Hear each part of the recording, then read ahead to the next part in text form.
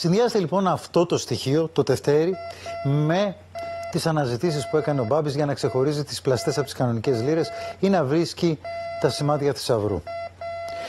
Εικάζεται ότι μπορεί ο Χασάπης να του είπε «Ξέρω κάτι υπάρχει κάπου, πάμε να ψάξουμε».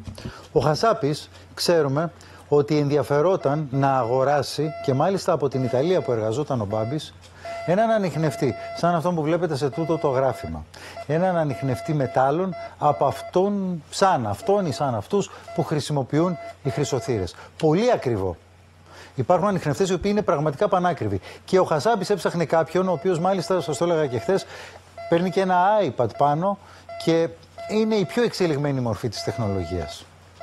Είναι ένα σπορ πολύ δημοφιλές και σε εκείνη την περιοχή αλλά και σε πολλές ακόμα. Θα μιλήσουμε με τον κύριο Πολατίδη. Θα τον δούμε τώρα. Ο κύριος Πολατίδης είναι ένας από τους ανθρώπους που εμπορεύονται τέτοιους ανιχνευτές. Κύριε Πολατίδη, καλησπέρα. Καλησπέρα στην εκπομπή σας. Κύριε Πολατίδη, έχετε πουλήσει σε αυτή την περιοχή το τελευταίο διάστημα τέτοιους ανιχνευτές? Εμείς πουλάμε ανιχνευτές. Έχουμε πουλήσει το τελευταίο χρόνο 12 μηχανήματα στο Μεσολόγγι.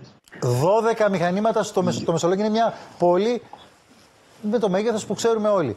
Κάποιοι λοιπόν έχουν αγοράσει 12 μηχανήματα στο Μεσολόγγι. Στο Μεσολόγγι είναι δημοφιλή αυτό. Ψάχνουν σε όλο τον κόσμο με ανιχνευτές μετάλλων για να βρούνε κάτι, για να, όσο έχει φτώχεια μια χώρα, τόσο πιο πολλά μηχανήματα αγοράζει. Κύριε Πολατίδη, ένα τέτοιο μηχάνημα από πόσο μέχρι πόσο μπορεί να έχει? Αυτά που πουλάτε εσείς. Εμείς έχουμε μηχανήματα που έχουν αξία από 200 ευρώ, 15.000 ευρώ. Πληροφορίες μας λένε...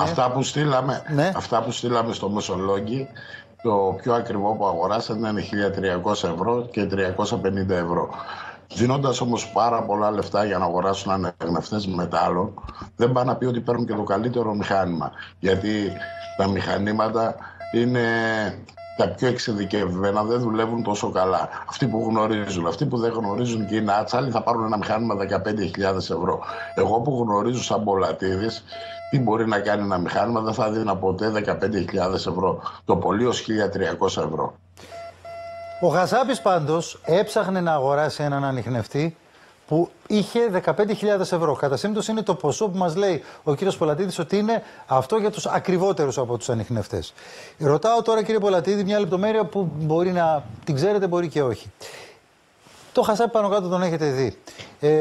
Έχετε πουλήσει στο Χασάπη ή σε κάποιον από την παρέα του? Γιατί είναι ένα παρέα και εκεί ο άλλος Μπάμπης, ο άλλος που πήραν το κινητό του. Ο άλλος Γιάννης, άλλος Γιώργος, άλλος Κώστας. Έχετε δώσει ανιχνευτή σε κάποιον από αυτούς?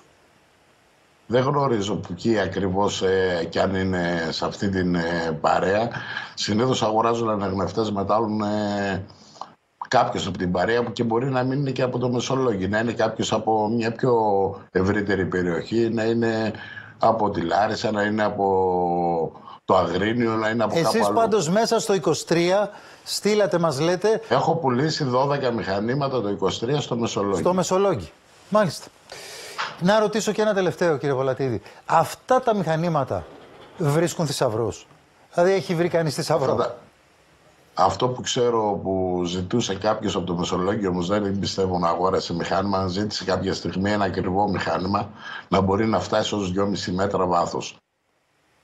Δεν ξέρω γιατί όταν ζητάνε μηχανήματα για μεγάλα βάθη, αυτοί ασχολούνται και με αρχαία.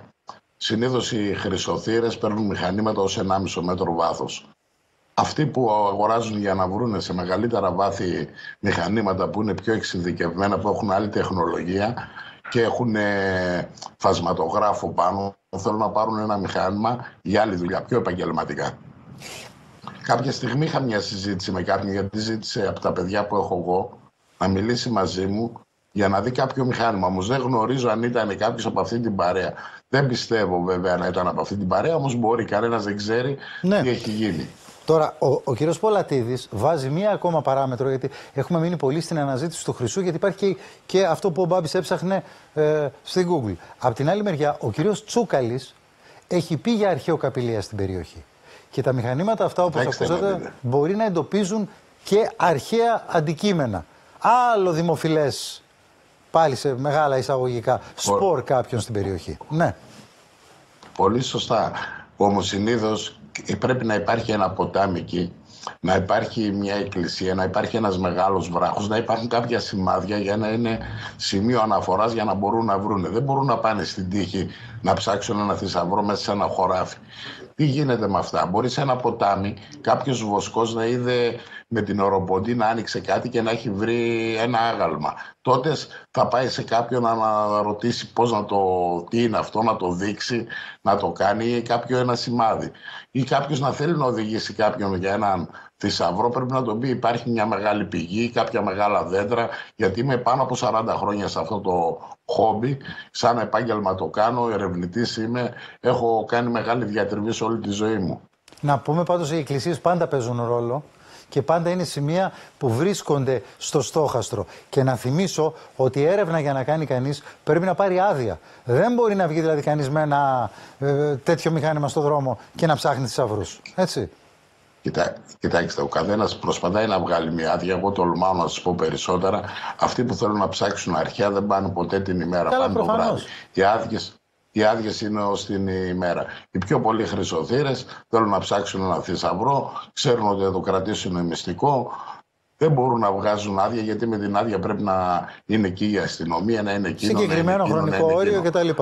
Και αυτοί που βγάζουν άδεια είναι για τις παραλίες και να ψάξουν επιφανειακά πάνω-πάνω. Όλοι βέβαια έχουν άδεια. Τώρα το Υπουργείο Πολιτισμού και Αθλητισμού και το κράτος έχει ευρωπαϊκούς νόμους και υποστηρίζει αυτό το χόμπι μας που είναι από την Αμερική. Ναι, σε όλο τον πλανήτη. Αυτά που θα βρεις πρέπει να τα δώσεις, όχι να τα κρατήσεις. Αυτή είναι η διαφορά. Μπορεί να κρατήσεις ένα μικρό μέρος και από κάποια, όχι από όλα. Λοιπόν, ευχαριστώ πολύ κύριε Πολατίδη. Η ιστορία. Εγώ σας ευχαριστώ. Καλή συνέχεια. Ευχαριστώ πολύ. Όπως μας την περιγράφει ο κύριος Πολατίδης, έχει σημεία που κανείς αξίζει να σταθεί. Ψάχνουμε λέει κοντά σε εκκλησίες ή σε ποτάμια. Και εκκλησία έχουμε και χώρο με νερά. Βγαίνουν νύχτα. Νύχτα έγινε ό,τι έγινε με τον Μπάμπη. Άρα είναι ένα ιδανικό σκηνικό για να παρασύρει τον Μπάμπη προκειμένου να πάρει τα χρήματα που του χρωστάει ο Χασάπης με έναν άλλο τρόπο ίσως. Είναι μέρος που ψάχνουν αυτό. Το εκκλησάκι αυτό μπορεί να έχει παίξει κάποιο ρόλο.